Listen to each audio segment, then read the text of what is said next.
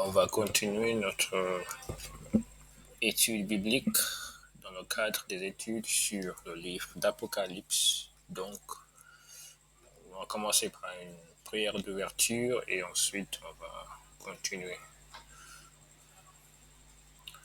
Notre Père, dans les cieux, je te suis reconnaissant.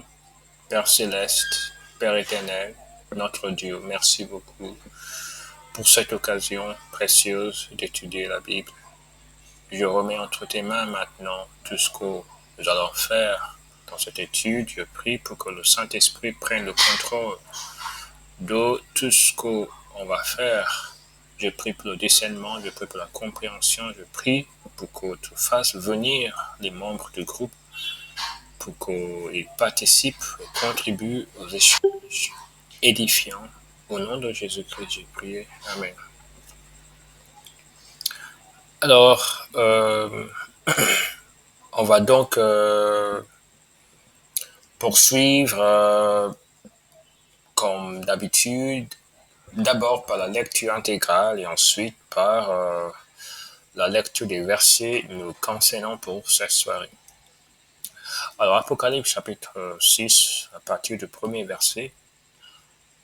Je regardais quand l'agneau ouvrit un des 7 sceaux et j'entendis l'un des 4 êtres vivants qui disait comme d'une voix de tonnerre, viens. Je regardai et voici parut un cheval blanc. Celui qui le montait avait un arc. Une couronne lui fut donnée et il partit en vainqueur et pour vaincre.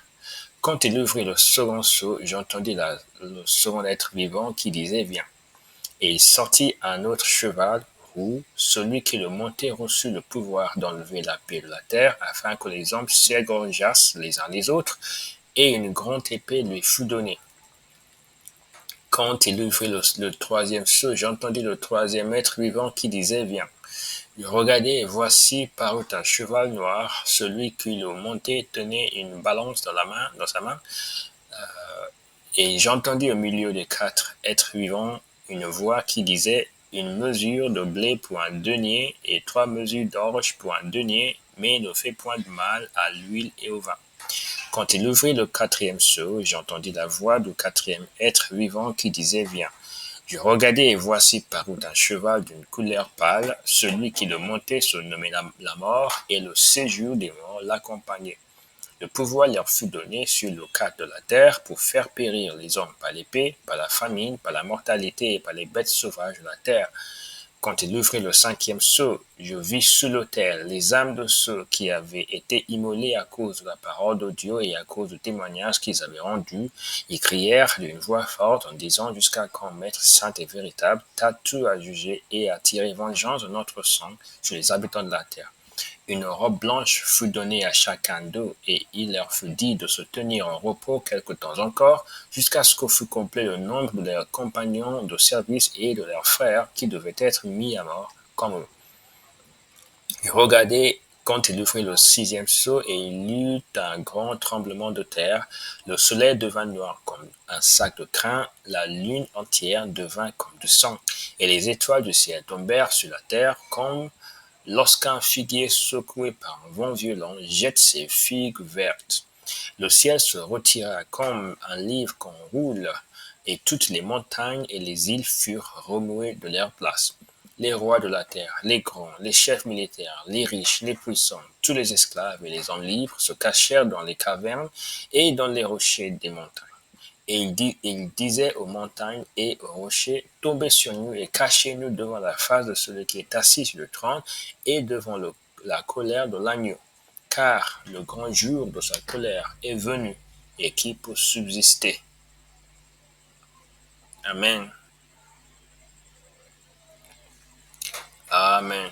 Gloire à Dieu. Alors, on va lire donc les versets qui vont nous occuper pour cette soirée. Effectivement, il s'agit de l'ouverture du 5e psaume, mais c'est la première partie de cette étude sur le 5e sceau. Nous allons en faire d'autres, peut-être 2 ou 3. Donc, même si on va lire les versets 9 à 11, mais en réalité, c'est uniquement le verset 9 qui va nous occuper. Amen.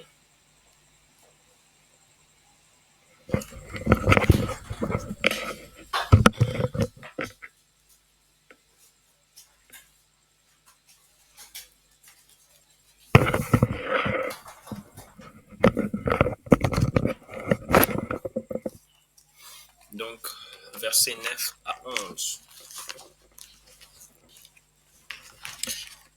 Quand il ouvrit le cinquième sceau, je vis sous l'autel les âmes de ceux qui avaient été immolés à cause de la parole de Dieu et à cause du témoignage qu'il avait rendu. Ils crièrent d'une voix forte en disant: Jusqu'à quand, Maître saint et véritable, tardes-tu à juger et à tirer vengeance de notre sang sur les habitants de la terre? Une robe blanche fut donnée à chacun d'eux, et il leur fut dit de se tenir en repos encore quelque temps encore, jusqu'à ce que fût complet le nombre de leurs compagnons de service et de leurs frères qui devaient être mis à mort comme eux. Amen. Alors, donc, voilà, on va lire, donc méditer sur le verset 9.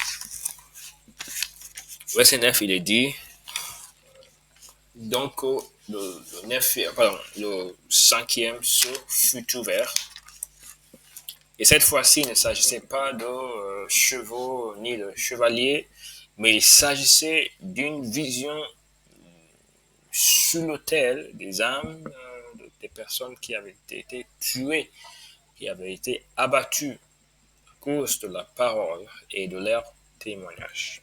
Alors, on va se concentrer sur ces choses, le fait de défendre la parole de Dieu et le témoignage de notre Seigneur. C'est vraiment sur ça que nous allons nous concentrer pour cette soirée. Prenons donc en considération maintenant la parole de Dieu. La Bible dit ici que ces derniers ont été tués à cause de la parole de Dieu. Donc la parole de Dieu, c'est quelque chose à cause duquel on peut se voir tué. Amen. Qu'est-ce que c'est la parole de Dieu? La parole de Dieu, selon la Bible, dans Jean chapitre 17, au verset 17, que je vais lire tout à l'heure, est la vérité. Jean chapitre 17, au verset 17, il est dit: Sanctifie-les par ta vérité, ta parole est la vérité. Donc, on voit ici que la parole de Dieu est la vérité. La vérité au sens absolu du terme. Au sens absolu du terme, la parole de Dieu est la vérité. La vérité absolue. La vérité sans appel. La vérité qui détermine toutes les autres vérités qui existent, que ce soit dans le domaine physique ou spirituel. La parole de Dieu, c'est la base sur laquelle se construit toute autre vérité qui puisse exister. Amen. Donc, la parole de Dieu, c'est la vérité. Donc, nous les chrétiens, la parole de Dieu, c'est un socle. C'est un socle. On ne peut rien contre la parole de Dieu. On n'a qu'à obéir. On n'a qu'à à lui obéir, à la respecter en tant que vérité. Donc, c'est la vérité avec un grand V. Maintenant, donc ces personnes ont été immolées à cause de cette vérité, vérité précieuse. Mais non seulement la parole de Dieu était la vérité, mais elle est aussi le moyen de discernement et particulièrement le moyen de discernement le plus fiable. Et elle permet de discerner tous les autres moyens de discernement dont nous disposons. C'est la particularité de la parole de Dieu. Non seulement la parole de Dieu nous permet de discerner les choses, de connaître la vérité, de faire la part des choses sur le plan spirituel, mais encore, elle nous permet même de discerner les autres moyens dont nous disposons. Si quelque chose viendrait de l'esprit ou de la chair, de l'esprit de notre esprit, etc., la parole de Dieu, c'est vraiment le moyen par excellence, le dernier rempart pour le discernement. Donc, c'est très précieux. On va donc voir dans les Écritures, pour confirmer ce que je viens de dire, Hébreux chapitre 4. Hébreux chapitre 4.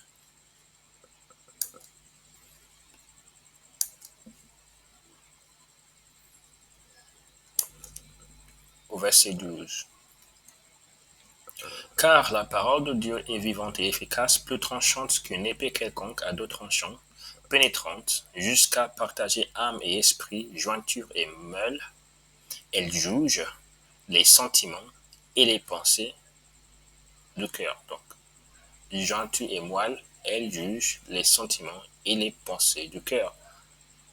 Nulle créature n'est cachée devant lui, mais tout est à nu et à découvert aux yeux de celui à qui nous devons rendre compte. Donc, ce qui m'intéresse, c'est le fait que la parole est vivante. Donc, il y a une différence. Il y a une différence gigantesque entre la parole de Dieu, la Bible, ce que Dieu nous a mis par écrit, ce que Dieu nous a conservé comme sa parole. Il y a une différence forte entre ce livre, la Bible, et n'importe quel autre livre spirituel que nous pouvons lire.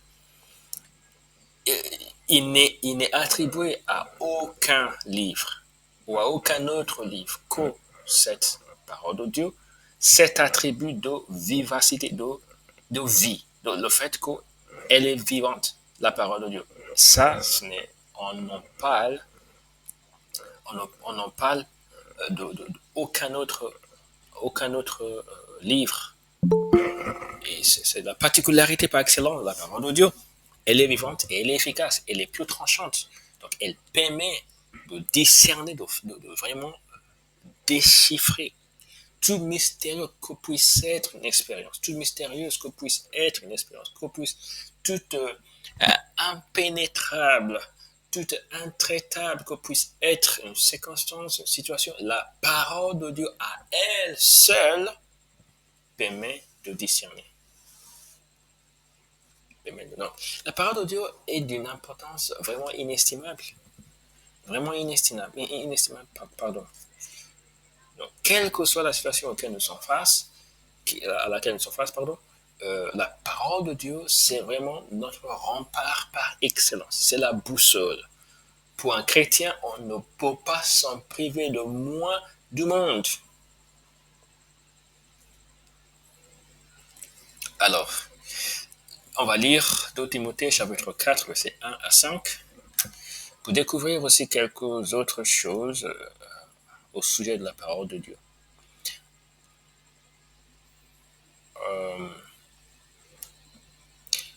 2 Timothée chapitre 4, versets 1 à 5.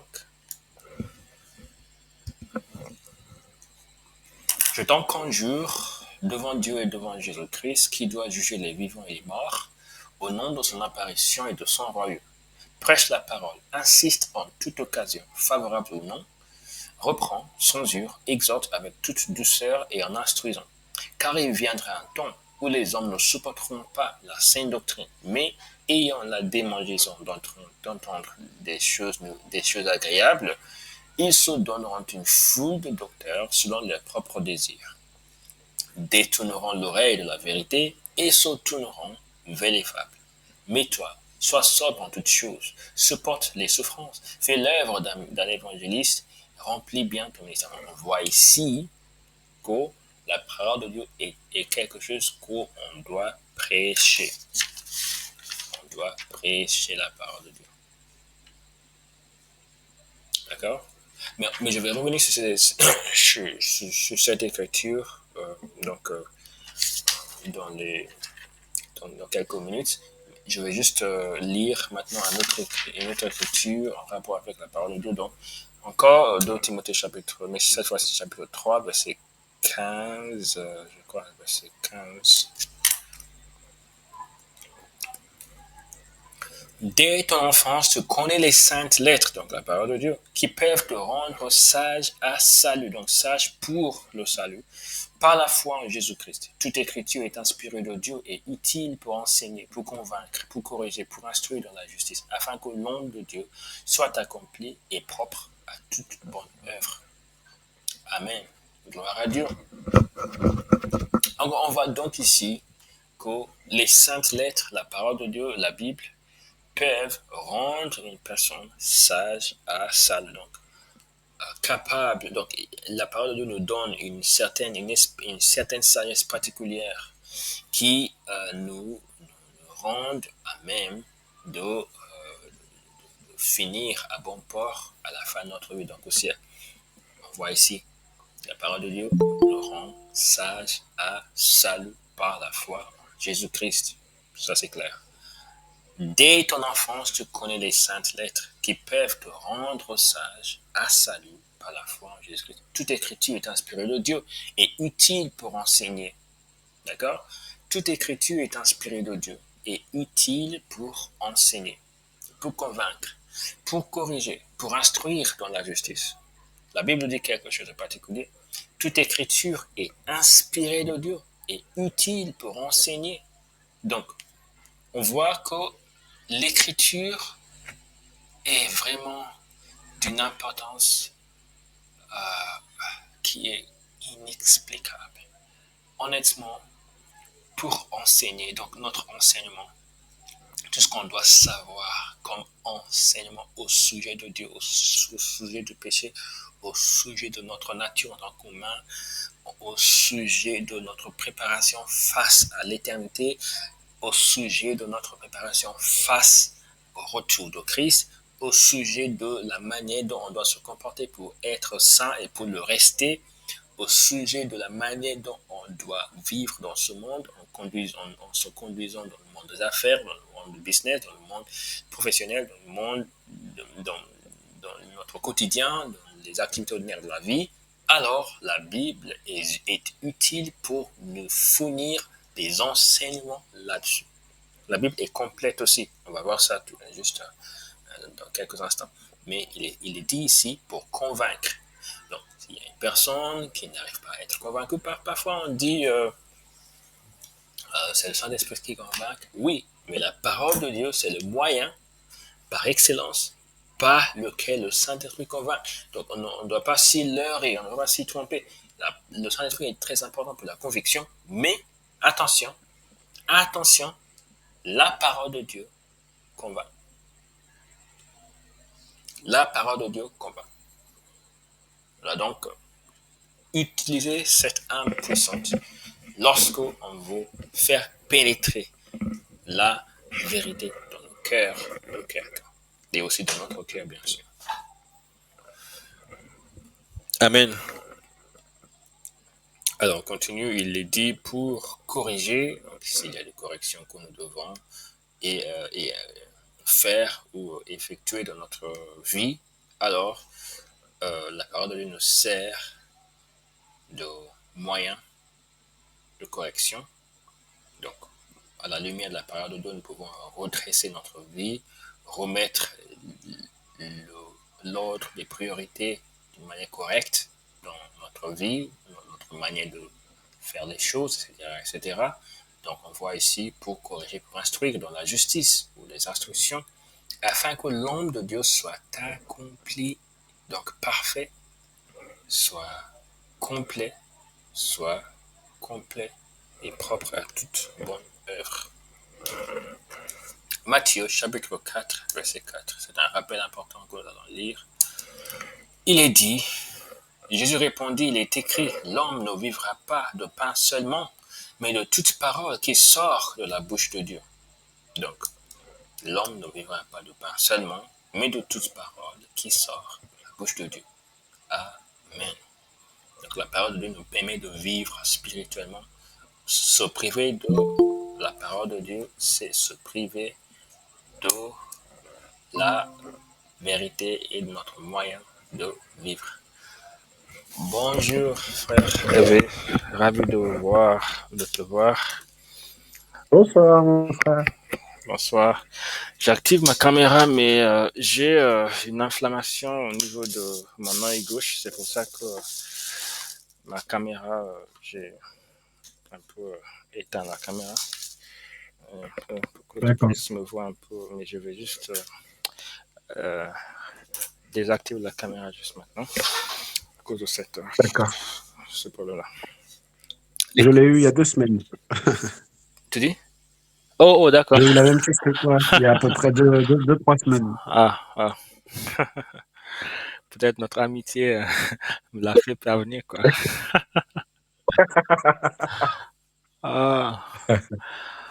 parce que ça fait très longtemps. En fait, j'ai toute une histoire avec ça. Peut-être que je vais raconter ça. Dans mon enfance, j'avais ce problème vraiment beaucoup. Euh, Oui, J'avais ce problème énormément à l'école secondaire. J'étais connu pour ça, vraiment connu. Tout le monde d'accord. me connaissait parce que presque toutes les 2 semaines, je l'avais quoi. Et c'est très embarrassant pour moi. Tu sais, lorsqu'il y a des enfants. Et donc, j'avais peut-être environ 10 ans à l'époque, donc quand j'étais encore enfant. Mhm. Et les enfants aiment beaucoup tout ce qui va, voilà, tout ce qui va faire mal à une personne qui est déjà en difficulté. Donc, on va s'en moquer, on va en rire beaucoup. Ah, Tu vois un peu, donc c'était quelque chose de déstabilisant qui oui. a affecté ma confiance en moi, etc. Et Ah, donc, comment ça est parti? Un jour, j'ai euh, j'ai rencontré un pasteur de notre église, un pasteur qui avait l'onction de Dieu d'une façon particulière. Je pense que ma maman m'a un peu mis en... Oh, ok, d'accord. Je viens de voir ça dans le groupe. Ok. Donc ma maman m'avait juste mis en contact avec le pasteur, même si je le connaissais déjà avant. Mais elle m'a juste présenté au pasteur et le pasteur m'a demandé qu'est-ce que je voulais que je fasse pour moi.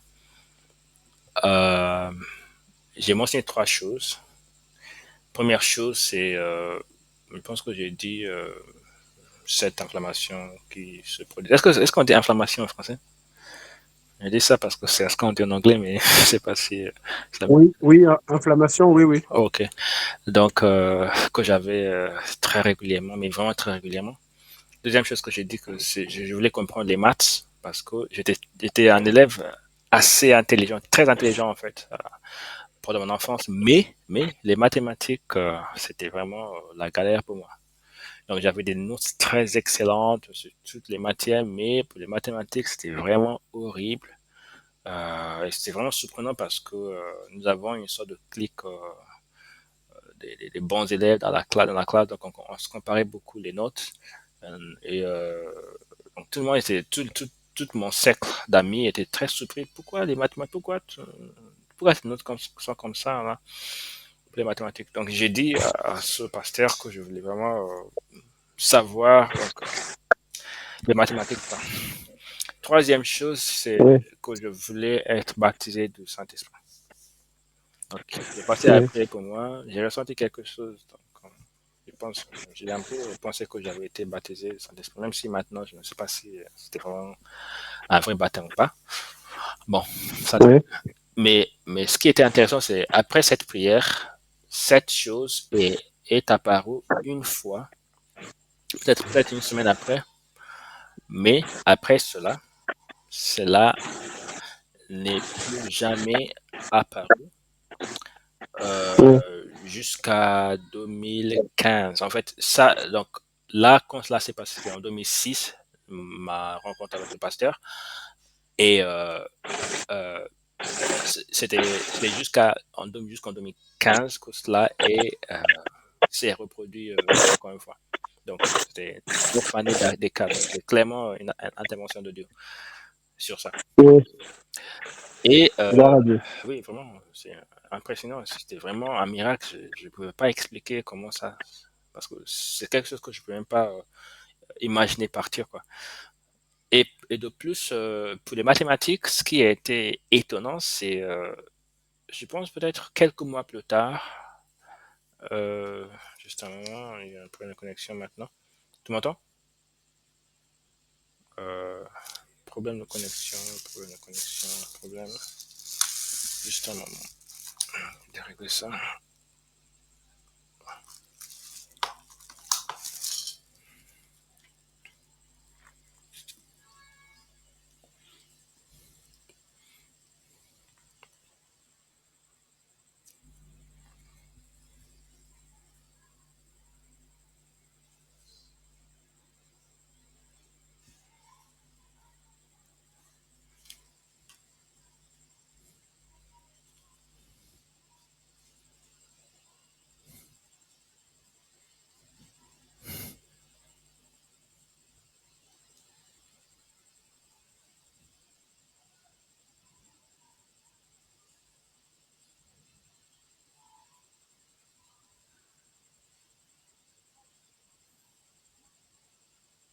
qui va revenir. Ah, allô? Oui, oui, oui, je suis de retour. Il y avait un problème de connexion. Pardon. D'accord, pas de problème. Ok, donc là, je disais donc quelques mois plus tard, peut-être 6 mois plus tard, j'imagine, ou bien plus, mais moins d'une année encore. Moins d'une année, de toute façon. Euh, j'ai juste découvert mystérieusement que c'est comme si mon cerveau Mhm. avait été juste débloqué. Je commençais à comprendre très bien, mais vraiment très bien, les mathématiques, si Oui. bien que je suis devenu l'un des meilleurs, Oui. en deuxième position en mathématiques dans ma classe. Et il faut savoir que mon école était une école qui était particulièrement bonne. Mhm. C'était une école qui envoyait des élèves dans des concours de mathématiques, etc. Donc, dans notre classe, il y avait des personnes qui étaient les tops de maths à l'échelle de notre État, par exemple. Donc, c'était des personnes Ah oui, impressionnantes. Donc, pour que moi, je puisse être à ce niveau-là, être au même niveau que ces personnes, c'était vraiment fort. oui. Même, j'ai même presque arrêté de lire, d'étudier les mathématiques trop parce que je savais en fait que quand l'examen arrivera, même si j'ai oublié les choses, je pouvais même sur place dériver les équations et résoudre les problèmes sans difficulté. Et Ah ouais. ça a continué comme ça jusqu'à aujourd'hui. En fait, quand je regardais les choses que je n'arrivais pas à comprendre avant, je me disais comment c'est si simple. Pourquoi je ne peux pas comprendre ces choses. Donc c'est vraiment l'exaucement de cette prière là, c'est impressionnant. Et, Gloire à Dieu. oui, effectivement. Ok, donc ça c'est au passage. Mhm. Ok, on est sur Apocalypse, chapitre 6, en effet. Euh, Mhm. je vais revenir à... On est juste un verset aujourd'hui. Euh, Mhm. Apocalypse, chapitre 6, verset 9. Dans le verset qui suit, le verset 10, il y a un problème que je n'ai pas encore résolu, donc je dois intégrer ça à l'étude. Mais puisque je n'ai pas encore pu discerner la discerner cette contradiction apparente. C'est pour ça que je mets ça en parenthèse. Je vais juste me laisser peut-être une semaine de plus pour prier, Mhm. pour lire, pour méditer, quoi. Donc, on va D'accord. faire verset 9. Donc, quand il ouvre le cinquième sceau, je vais sur l'autel les âmes de ceux qui avaient été immolés à cause de la parole de Dieu et à cause du témoignage qu'ils avaient rendu. Donc, c'est ça.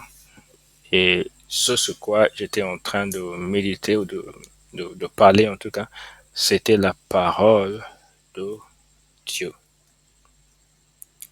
Peut-être je vais juste redire parce que l'étude ne va pas être longue, vous voyez. Donc, autant juste refaire les choses puisque tout vient d'arriver. Euh, je vais juste redire les écritures que je viens de citer et tu peux émettre tes discernements, tes compréhensions et tout ça.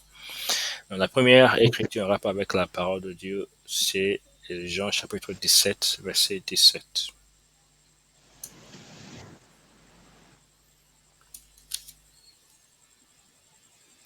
Mhm.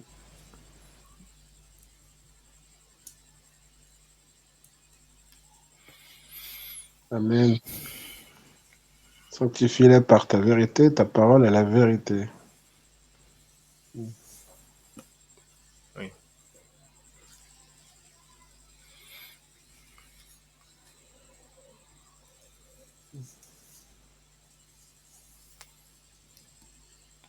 Donc, si tu as des Tu veux... choses à dire sur ce verset, oui, tu peux le dire. Hum, je pense que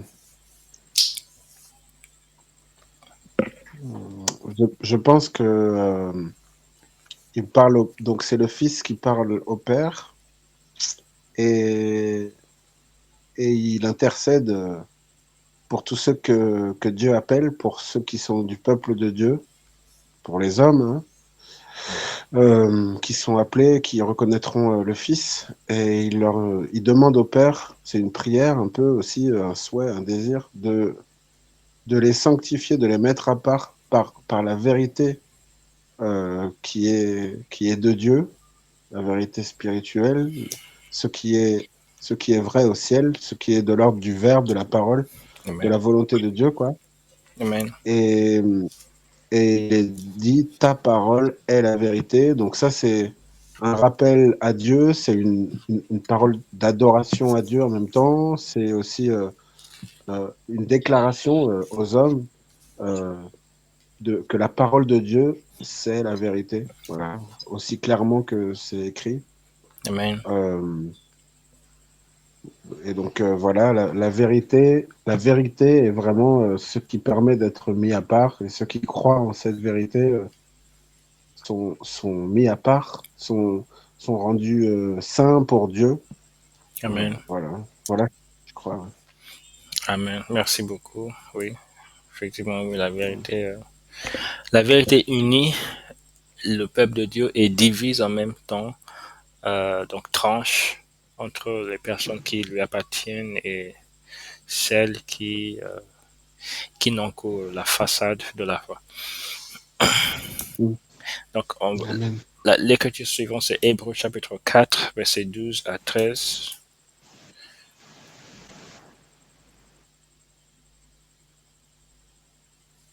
Ça a coupé un peu, tu as dit Hébreux chapitre 4, c'est ça? Oui, versets 12 à 13.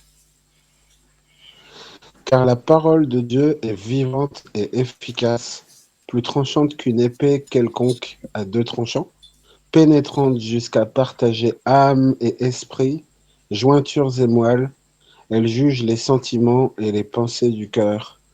Nulle créature n'est cachée devant lui, mais tout est à nu et à découvert aux yeux de celui à qui nous devons rendre compte. Amen. Amen. Amen. Gloire à Dieu. Bah, ça va avec ce que tu viens de dire. En effet, cette parole, elle est un miroir, si je puis dire, de l'état de l'homme devant Dieu. Et elle est aussi une porte, si je puis dire, une occasion pour nous de rentrer dans la volonté de Dieu Amen. par la foi. Et, et elle nous confronte, cette parole. Elle nous confronte à notre... C'est vraiment la confrontation entre la nature charnelle, naturelle de l'homme et la nature divine, la nouvelle vie que Dieu nous propose euh, pour nous ramener à lui. Et donc, il n'y a rien de, il y a rien d'ambigu, il y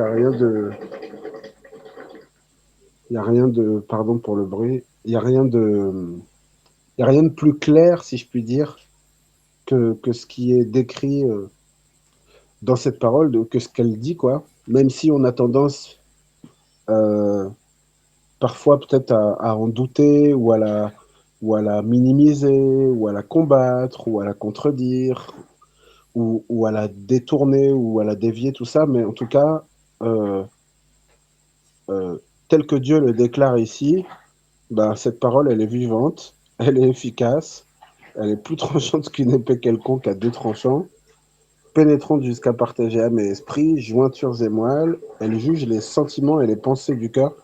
Oui, donc, elle, quoi qu'on en dise, elle est telle que Dieu l'a voulu, quoi, avec tout ce que ça signifie. Amen. Amen. Oui, gloire à Dieu. Gloire à Dieu, oui, effectivement. Euh, c'est, c'est- En fait, la parole de Dieu est unique parce que c'est vrai il y a beaucoup de livres spirituels qu'on peut lire et dont on peut se nourrir, on peut se fortifier grâce à ces livres. Mais il n'en existe aucun dont il est dit et dont on est sûr qu'il est vivant. qu'il est, Mm. qu'il a la vie. Mais la Bible parle de la parole de Dieu en ces termes, donc ça le met, ou ça la met à part. Donc je parle de la Bible, Mm. ça la met à part par rapport à toute autre source de nourriture qu'on peut avoir, qui sont toutes bonnes et toutes bénéfiques. Mais il y a quelque chose, en fait, c'est comme si Dieu a mis son sceau, en fait, sur la parole, Mm. justement pour dire, voilà la vérité, voilà votre nourriture, voilà ce qui va compter au-delà de tout autre. Et il y a aussi une autre chose que je voudrais aussi dire, euh, c'est le fait que lorsque la Bible parle d'eau vivante et efficace, plus tranchante qu'une épée quelconque à deux tranchants, c'est comme si c'est le sommet en fait. Tout ce qui est discernement, l'aboutissement, donc là, la chose par excellence qui permet de discerner, même tous les autres moyens de discernement sont à juger sur la base de la parole. Oui. Tout, Amen. tout est vraiment sur la parole. C'est pour ça on est en sécurité en s'appuyant sur la parole de Dieu. Mm. Amen. Amen. Donc, l'écriture suivante, c'est 2 Timothée chapitre 3, verset 15 et je crois 16. Donc, je vais aller à cette écriture. Ah oui, je voulais ajouter, il y a Ok. marqué pénétrante jusqu'à partager âme et esprit. Ça veut bien signifier que celui qui demeure dans sa parole, inévitablement, il en sera impacté. Voilà. Je voulais rajouter ça. Oui, oui, Celui qui la médite jour et nuit, qui passe du temps dessus et tout ça, inévitablement, il en sera impacté. effectivement. Enfin, en tant que chrétien, lorsqu'on s'en détache, lorsqu'on commence à s'en détacher progressivement, on va ressentir les effets tôt ou tard. En fait, très bientôt même, c'est même pas tôt ou tard. On va ressentir les effets juste très tôt Oui, de cette éloignement, oui. événement. Oui, merci. Ok. Donc, de Timothée, chapitre 3, euh, verset 15 et 16, ou 15 à 17 en fait. Dès ton enfance, tu connais les saintes lettres qui peuvent te rendre sage à salut par la foi en Jésus-Christ. Toute écriture est inspirée de Dieu et utile pour enseigner, pour convaincre, pour corriger, pour instruire dans la justice, afin que l'homme de Dieu soit accompli et propre à toute bonne œuvre. Amen. Amen. Amen. Gloire à Dieu. Ça, c'est vraiment, je le vois comme un don, comme un vrai don du Père à nous en tant que fils, en tant qu'enfant de Dieu. C'est vraiment une parole pleine d'amour, mais et puis rassurante aussi. L'enfance, ça va être, même si on a 30 ans et qu'on découvre la foi, bah on est comme on dit parfois, un bébé dans la foi, si je puis dire, entre guillemets, Oui. mais on demeure enfant de Dieu et alors on a accès à sa parole. Et là, c'est valable pour nous, cette parole, quel que soit notre âge, qui dit dès ton enfance, tu connais les saintes lettres qui peuvent te rendre sage à salut par la foi en Jésus-Christ. Je le comprends vraiment comme ça. Cette parole, elle est valable pour un petit garçon, mais elle est aussi valable pour un homme 40 ans, 50 ans, dès lors que il reçoit ces paroles comme un enfant de Dieu, en fait. Et, Oui. et donc, il peut s'y tenir et il est jamais trop tard pour utiliser chaque jour que Dieu donne par sa grâce pour qu'on demeure avec lui, qu'on croisse en lui. Ouais, voilà. Euh, Oui. Toute écriture est inspirée de Dieu et utile pour enseigner, pour convaincre, pour corriger, pour instruire dans la justice. Ben, là aussi, ce 3,16, il y a certains 3,16 dans la parole qui sont vraiment comme des tubes un peu, mais en voilà un parce que euh, toute écriture est inspirée de Dieu. C'est bien pour quand parfois on a des voix en nous qui peuvent devenir contradictoires avec certaines paroles de certains livres, etc. et tout.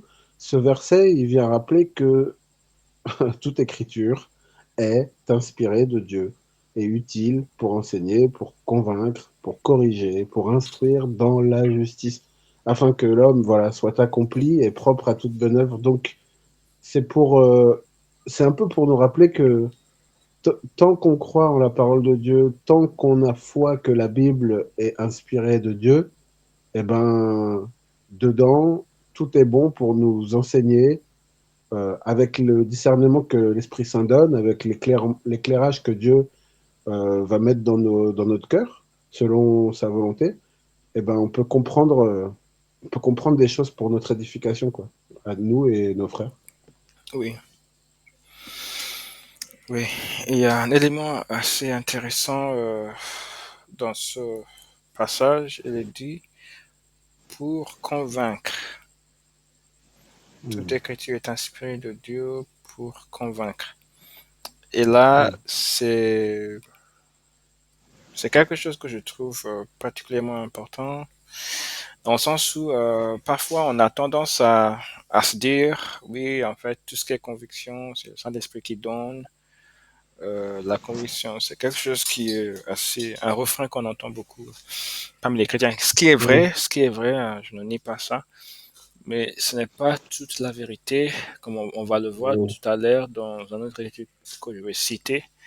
Mm. Mais il est dit que la parole est donnée pour la conviction. Donc la parole, donc à la fois pour nous, la parole, donc Dieu s'attend à ce qu'on on se laisse convaincre par la parole, même même si on ne peut pas ressentir forcément une action de la part du Saint-Esprit particulière, mais Dieu s'attend à ce que la parole, à elle seule, si je puis dire, mais je sais que la parole n'est jamais à elle seule, c'est toujours accompagné de l'Esprit Saint, effectivement. Donc, Dieu Mhm. s'attend en quelque sorte à ce que la parole, donc disons la parole crue, la parole juste comme ça, puisse nous convaincre de la vérité. Donc, lorsqu'on Mhm. lit les choses sont claires, on ne cherche pas à en détourner le sens, on cherche à juste s'y plier humblement. Dieu s'attend à ce on se laisse convaincre. Et il en va de même aussi pour les personnes qui résistent à la parole de Dieu. Euh, il ne faut pas toujours être dans une logique de oui, c'est Dieu qui convainc, Dieu qui convainc. Il faut aussi croire que les paroles de Dieu que Mm. nous leur disons sont des véhicules par lesquels Dieu va les convaincre. On doit aussi faire confiance aussi lorsque nous sommes armés Mm. de la Bible. On ne doit pas se dire non, en fait, Dieu va convaincre, Dieu va convaincre. On doit aussi savoir que oui, nous avons sa parole et il nous a donné cette parole pour que justement Mm. on arrive à convaincre les réfractaires. Amen. Mais Amen. on va voir aussi quelque chose d'autre sur cet aspect dans une autre écriture que je vais citer. Mais pour l'instant, j'aimerais qu'on lise Matthieu chapitre 4, verset 4. Matthieu 4, 4. D'accord, donc 4, 4. Jésus répondit, il est écrit, l'homme ne vivra pas de pain seulement, mais de toute parole qui sort de la bouche de Dieu. Amen. Amen.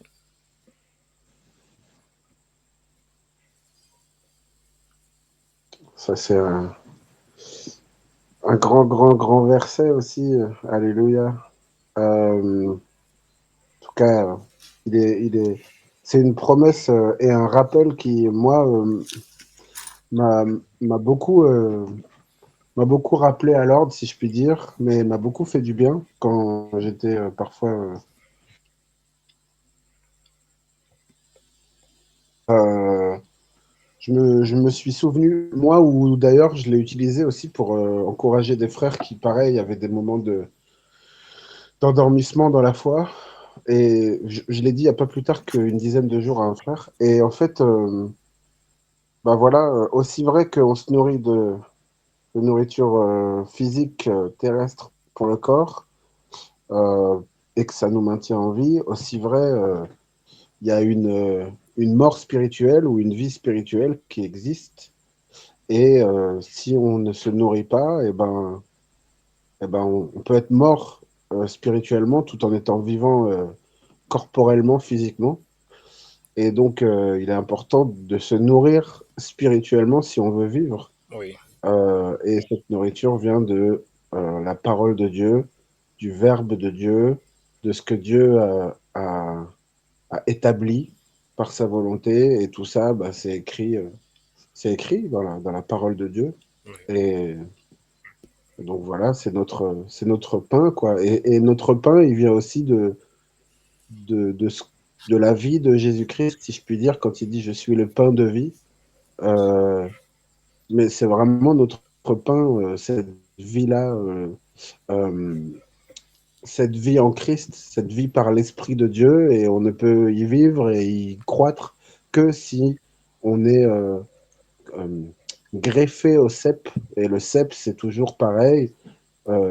C'est cette parole de Dieu sur laquelle on est accroché comme un socle, si je puis dire, quoi. Et donc on croit, on devient les sarments et on croit du verbe croître, on grandit, quoi, et on porte du fruit parce qu'on est accroché à ce cep. C'est ce cep oui.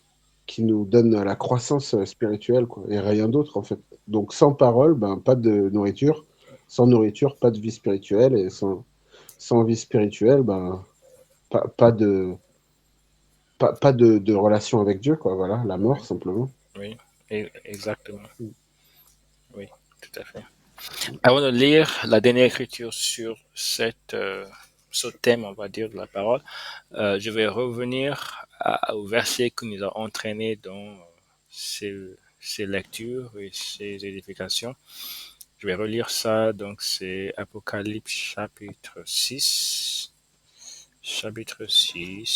au verset 9.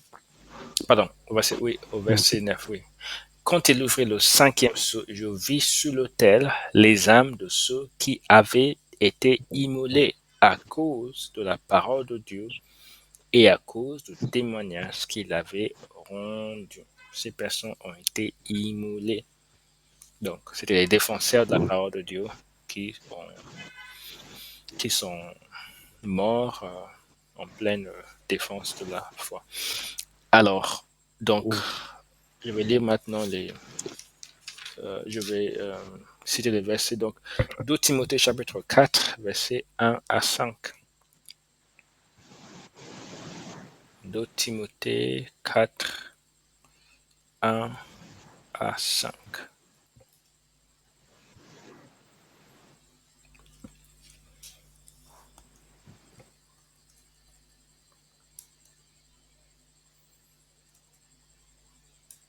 Pardon.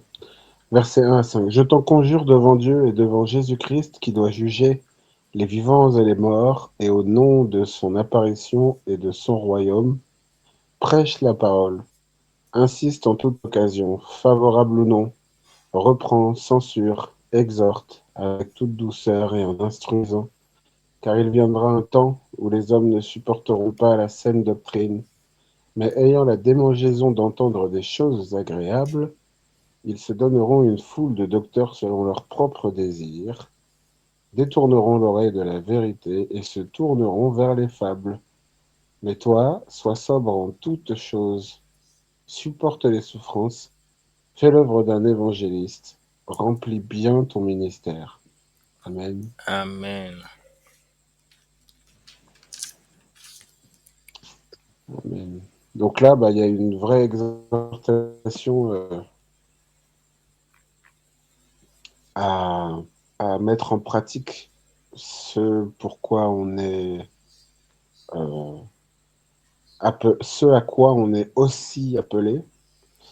C'est un peu ici la résultante de, de l'œuvre de Dieu dans un cœur, de la présence de Dieu dans un cœur. C'est aussi la résultante de quelqu'un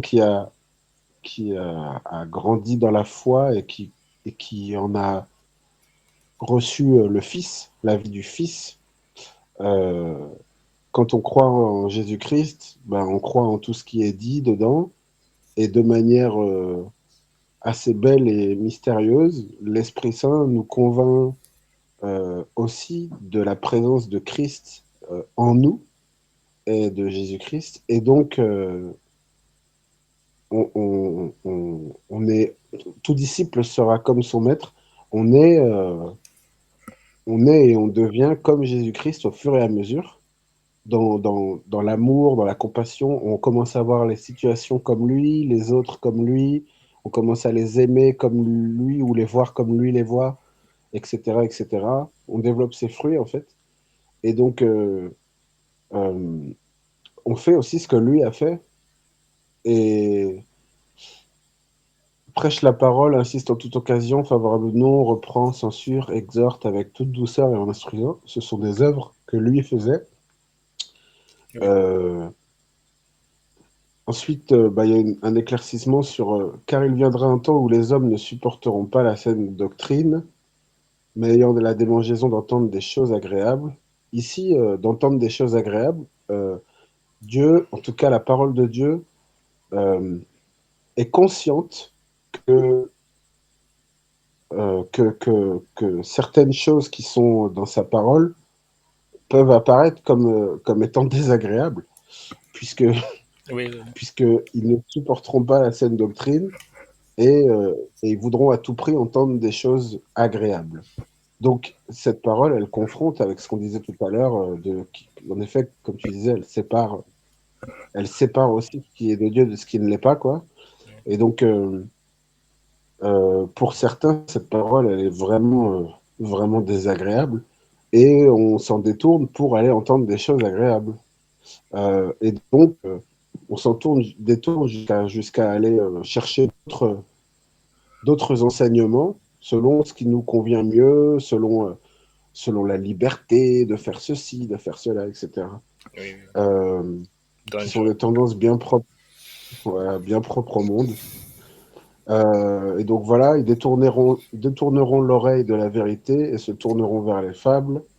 Donc là, Dieu nous décrit clairement notre situation, la situation actuelle, hein. C'est vraiment une prédiction, si je puis dire, quoi, mais on le voit clairement aujourd'hui. Personne aujourd'hui peut nier ça, vraiment. Et donc, même ceux qui se détournent, je pense qu'on les met devant ces versets-là, ils se reconnaissent, ils se disent probablement qu'on parle de moi. Oui, oui. Certainement, certainement. Voilà.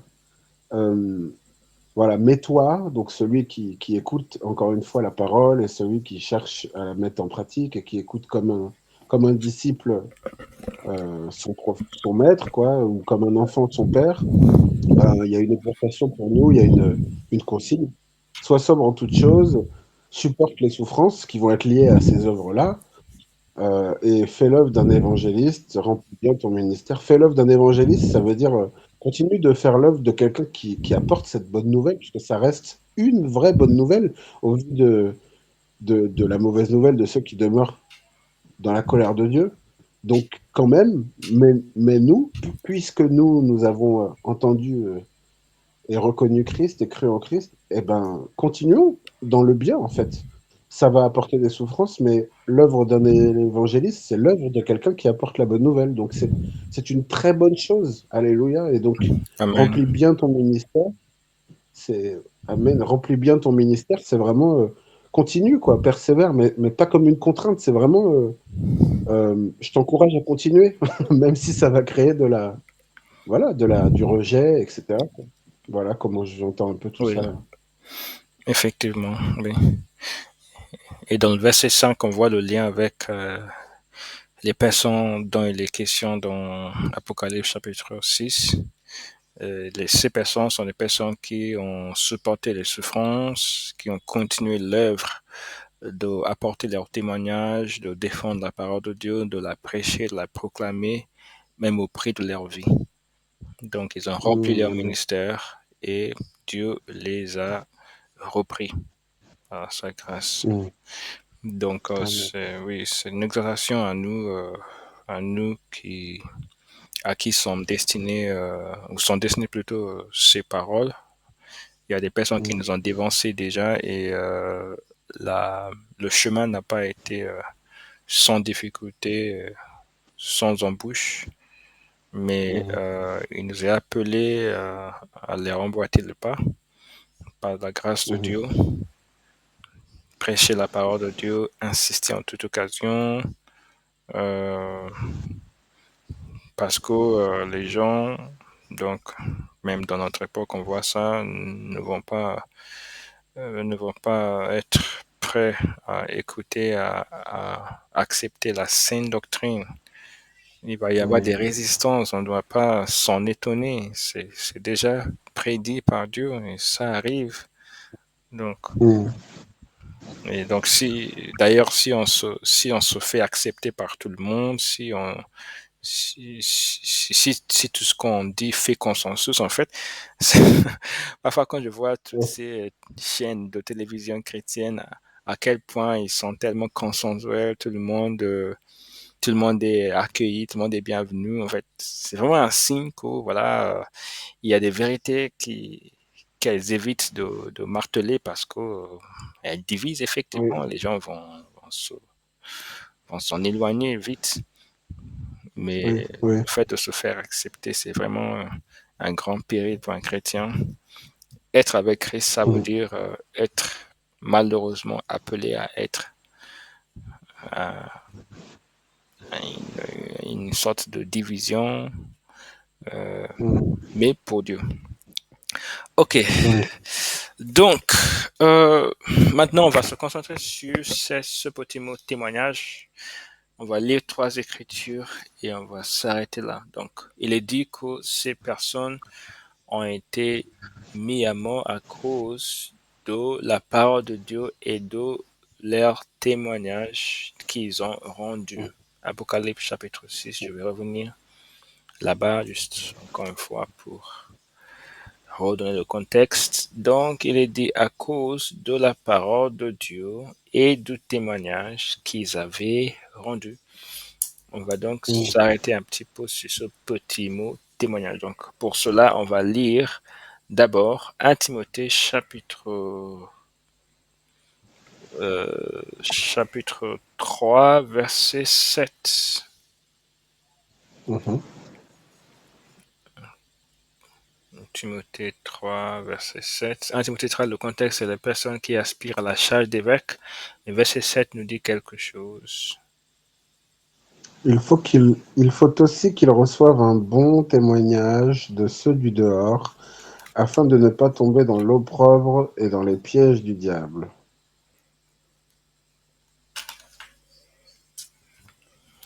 Oui, Eh ben, ce verset, il a toujours été un peu pour moi sujet de réflexion, parce que je...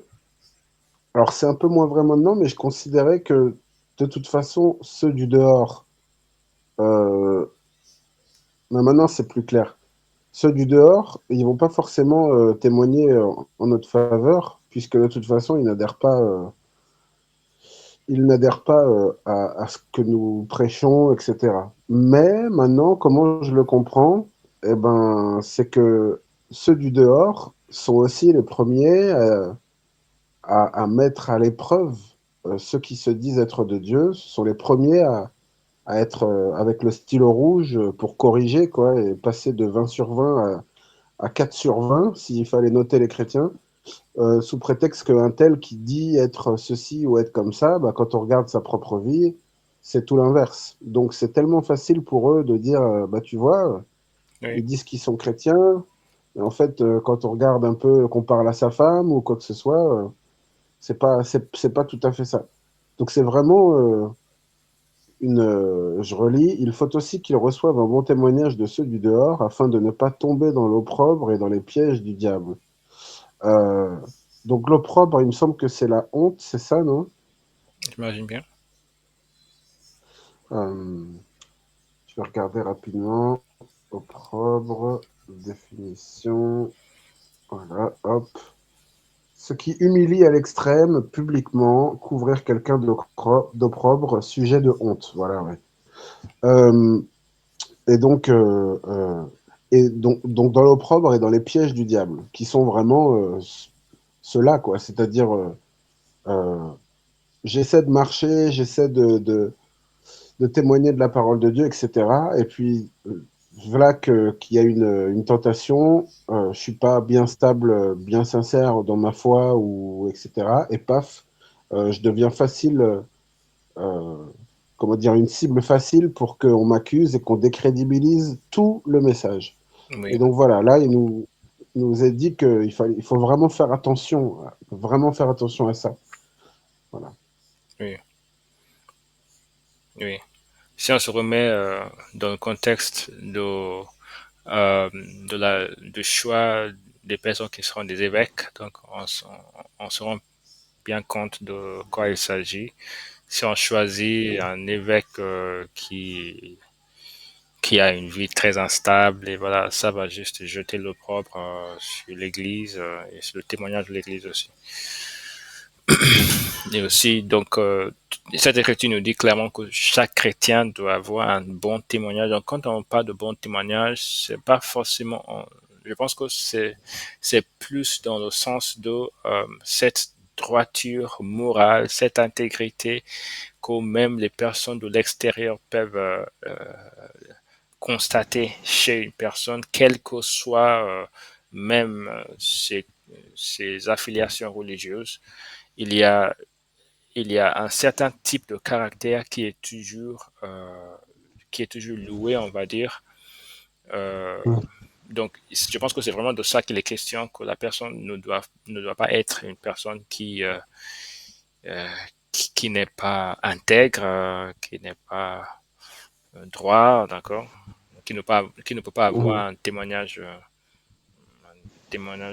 bon témoignage auprès des non-croyants.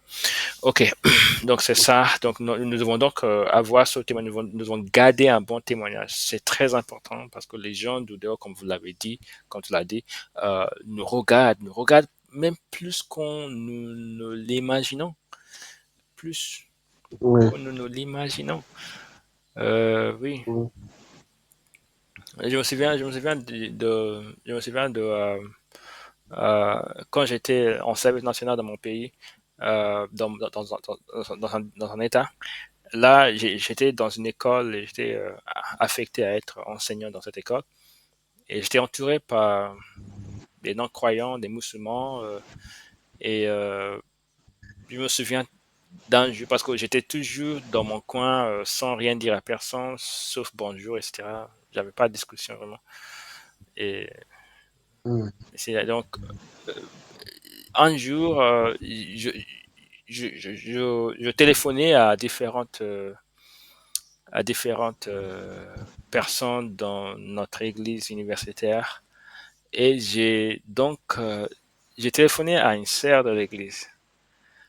Et Mhm. je me souviens qu'il y avait une dame musulmane qui était juste en face de moi, assise. Je pense qu'elle était en train de tricoter ou quelque chose comme ça. Mais dès que j'ai juste parlé à cette sœur et que j'ai dit à cette blablabla, la dame a juste inconsciemment juste levé les yeux pour me voir.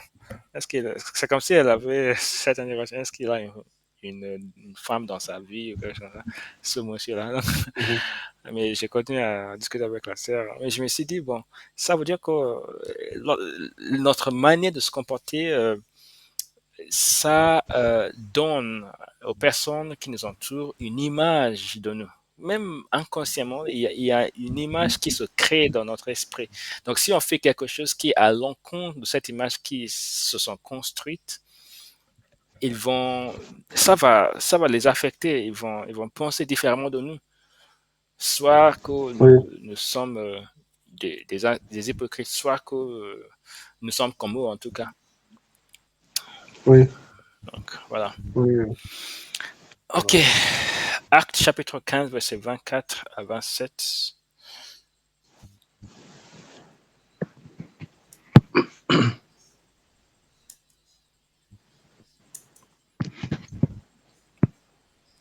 Acte 15, 24 à 27. Ayant appris que quelques hommes partis de chez nous et auxquels nous n'avions donné aucun ordre vous ont troublés par leurs discours et ont ébranlé vos âmes, Nous avons jugé à propos, après nous être réunis tous ensemble, de choisir des délégués et de vous les envoyer avec nos bien-aimés Barnabas et Paul, ces hommes qui ont exposé leur vie pour le nom de notre Seigneur Jésus-Christ. Amen. Amen.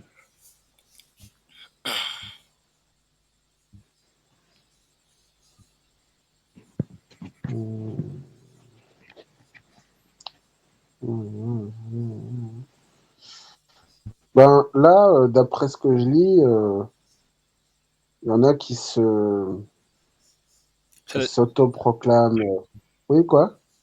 Ok, ok, oui, vas-y. Vas-y. Qui s'autoproclament messagers, si je puis dire, enseignants, mais ils sont partis sans l'approbation de l'Église. Ils sont partis en indépendant, en freelance, si je puis dire. Et, euh, et en fait, évidemment, leur action a créé des troubles euh, par leur discours, et donc ça a pu et ça a influencé négativement certains auditeurs. Euh, et en Oui, fait, bah, ça a aussi nui à l'endroit d'où ils venaient, certainement. En tout cas, ça a aussi nui à la réputation ou à l'image peut-être, ou à la valeur, ou de l'église peut-être de laquelle il provenait ou quoi. En tout cas, ça a donné une mauvaise image, en plus d'avoir fait des dégâts.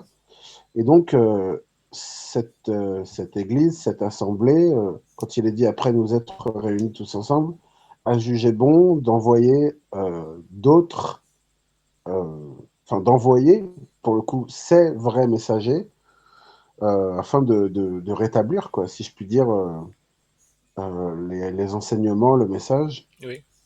Euh, et ensuite, 26, ça me paraît un peu moins clair, mais ces hommes qui ont exposé leur vie pour le nom de notre Seigneur Jésus-Christ, euh, C'est vraiment le moi je 26 dirais qu'ils qui est, c'est vraiment le 26 qui est le point, le focus en fait de cette citation.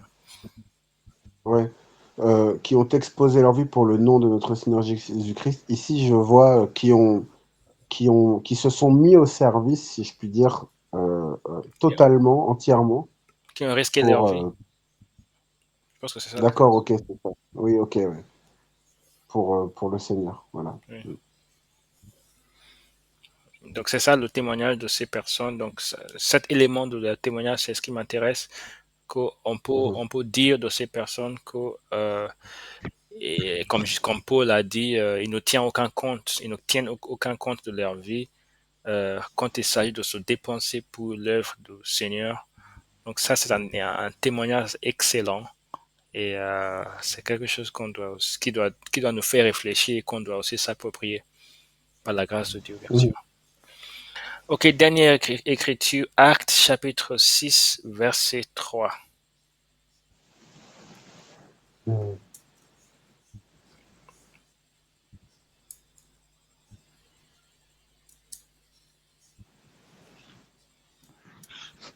C'est pourquoi, frères, choisissez parmi vous 7 hommes de qui l'on rende un bon témoignage, qui soient pleins d'Esprit Saint et de sagesse, et que nous chargerons de cet emploi.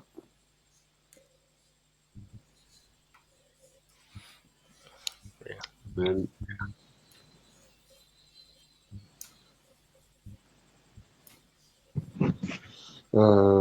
C'est pourquoi, frères, choisissez parmi vous 7 hommes de qui l'on rende un bon témoignage, qui soient pleins d'Esprit Saint et de sagesse, et que nous chargerons de cet emploi.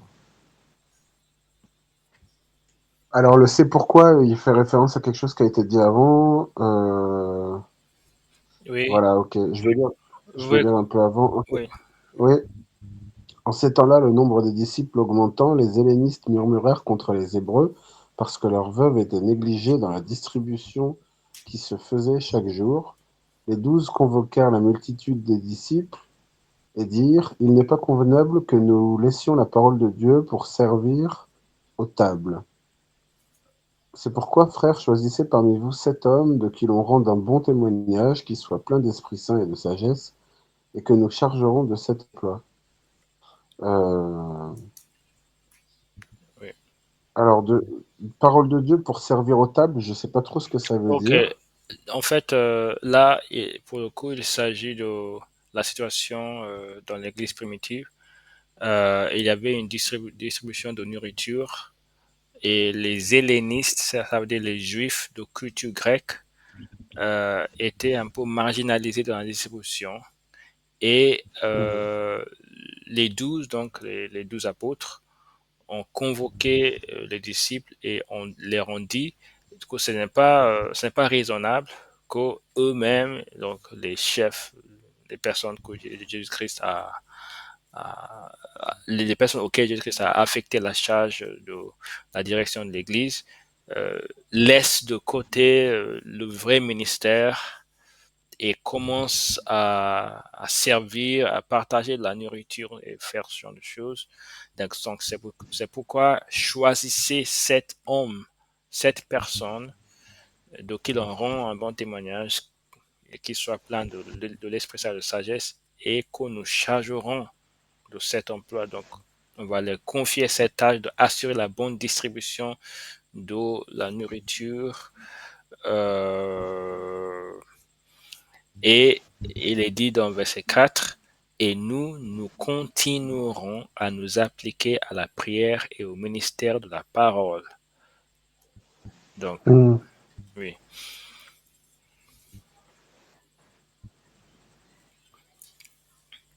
Euh, j'ai pas de, oui, j'ai pas de, Donc là, je sais pas, j'allais dire. Oui. ok, là, ce qui m'intéresse là, c'est choisissez parmi vous 7 hommes de qui l'on rend un bon témoignage. Donc, on voit ici que le choix de Dieu, le choix de Dieu de ces 16 personnes dépendait aussi de leur témoignage. Donc, pour qu'on puisse être choisi par Dieu pour faire une œuvre importante, il faut absolument qu'on ait un bon témoignage en tant que chrétien. Notre Ouais. témoignage compte lorsque Dieu fait des choix pour qu'on fasse quelque chose, pour nous affecter quelques tâches dans le royaume de Dieu. Il en va aussi de même dans l'Église pour qu'on puisse être choisi pour prendre en charge tel ou tel ministère. Il faut qu'on ait un bon témoignage. Mhm. Ok, ouais. Ok, donc c'est tout ce qu'on va pouvoir faire pour aujourd'hui, par la grâce de Dieu. Je ne sais pas si vous Mhm. avez quelque chose à dire avant qu'on nous termine la séance. Euh, c'est enregistré? Oui, mais on peut mettre en pause l'enregistrement si... Non, non. Non, c'était pour savoir. Ok. Bah, gloire à Dieu encore hein, pour pour ces séances. Moi, ça fait longtemps que je suis pas venu, mais là, j'ai réalisé. Le temps passe tellement vite et j'ai réalisé mardi dernier, je me suis dit zut, j'ai loupé la séance. Et là, j'avais pas forcément prévu. Je regarde un peu moins les jours qu'avant. Donc, je m'identifie un peu moins au fait que, tiens, bah là, on est mardi, demain, mercredi. Ou alors, je le retiens moins qu'avant. Et donc, je me laisse un peu avoir. Je suis assez convaincu d'y revenir par la grâce de Dieu, si Dieu me prête vie, voilà, de retrouver la régularité que j'avais parce que elle est forcément bonne et elle est, elle est, comment dire, vient avec elle, je pense, viennent avec elle des bénédictions, des éclaircissements, de l'apprentissage. Donc, c'est une bonne chose au vu des vents contraires qui soufflent fort et de plus en plus fort. Eh ben, je crois que c'est une bonne chose pour moi que j'utilise aussi cette belle occasion pour être fortifié et édifié. Oui, Amen. Voilà. Amen, gloire à Dieu. Ouais. Donc, la photo que ou cette petite vidéo que je te montrais sur WhatsApp, c'était juste parce que j'avais terminé le livre où je préparais les séances de, de, de, de 28 février 2023 jusqu'à peut-être. à un moment donné en janvier. Donc, j'ai fini ce livre-là et je suis sur un autre livre. C'est pour ça que j'ai envoyé ça. Ah, d'accord. Mais effectivement, Gloire à Dieu. oui, oui. Je rends grâce à Dieu parce que ces séances, Dieu permet qu'elles continuent. Et je pense que cette étude sur l'Apocalypse va être plus longue que je n'avais imaginé. Je suis Mm. certain que cette année, on ne va pas finir. Ça peut-être l'année prochaine, j'imagine. Mais on va Mm. continuer jusqu'au bout, par la grâce de Dieu. Et je suis aussi, encouragé du fait que c'est enregistré et c'est mis sur YouTube parce que donc ça peut juste continuer à se faire régulièrement sans forcément penser à s'il y a de l'assistance puisque de toute façon c'est mis quelque part et demain je peux facilement m'y référer si besoin, n'importe qui peut Mm. aussi s'y référer avec facilité maintenant. C'est plus facile sur YouTube que sur le Google Drive où c'est moins, comment dirais-je, ce n'est pas que Accessible. c'est moins accessible, oui. Moins accessible, cliquer sur Google Drive, etc. Mais sur YouTube, on peut juste facilement cliquer. Ça peut même apparaître dans, donc je rends grâce à Dieu en tout cas pour la grâce et la Ouais. persévérance et que Dieu nous Amen, oui, gloire à Dieu. grâce. Oui. Amen, gloire à Dieu, c'est vrai. Amen. Mm. Donc, comme d'habitude, on va finir par une prière de vertu. Donc, tu peux prier pour nous. Oui. Prière pour finir la séance. Oui. Prière de la fin. Mhm. Merci Père pour ta grâce de nous avoir permis et mis à cœur de nous retrouver là ce soir pour étudier ta parole, pour nous laisser euh, discerner ensemble ce qu'on y trouve, comment on la comprend et s'édifier ensemble. Et je prie pour qu'elle puisse édifier tout frère, toute sœur qui écoutera ces enseignements ou en tout cas ces échanges et ces lectures plus tard et que lui-même puisse trouver des éclaircissements, que ce soit pendant les écoutes ou même après, par ta grâce, dans les pensées, dans les songes, face à une situation qui va se présenter. Voilà. Et que notre discernement soit toujours plus clair par ta grâce de comment, de comment ta parole euh, vient trancher par rapport à ce monde et de quel choix, quelle direction nous avons à prendre pour demeurer en toi euh, et de continuer à demeurer en toi afin que personne nous prenne notre couronne, qu'on puisse garder ce que nous avons, à savoir la foi, qu'on puisse vraiment la garder, la protéger, la maintenir, persévérer dedans. Et ça passe aussi par ces études, par ces moments de nourriture. Donc, merci encore de prolonger nos jours pour pouvoir continuer de faire ça. C'est aussi bénéfique pour nous-mêmes. Et je te demande particulièrement de protéger toute ton Église aux quatre coins de la terre, même si nous savons qu'il va y avoir des persécutions, qu'il y en a déjà, que nos frères et sœurs sont emprisonnés, euh, torturés, euh, affamés, moqués, humiliés pour leur témoignage de toi. J'ai foi que tu peux faire souffler des vents d'espoir et de joie et de paix en toi, dans leur cœur, alors qu'ils sont au plus sombre parfois de ce que ce monde peut offrir.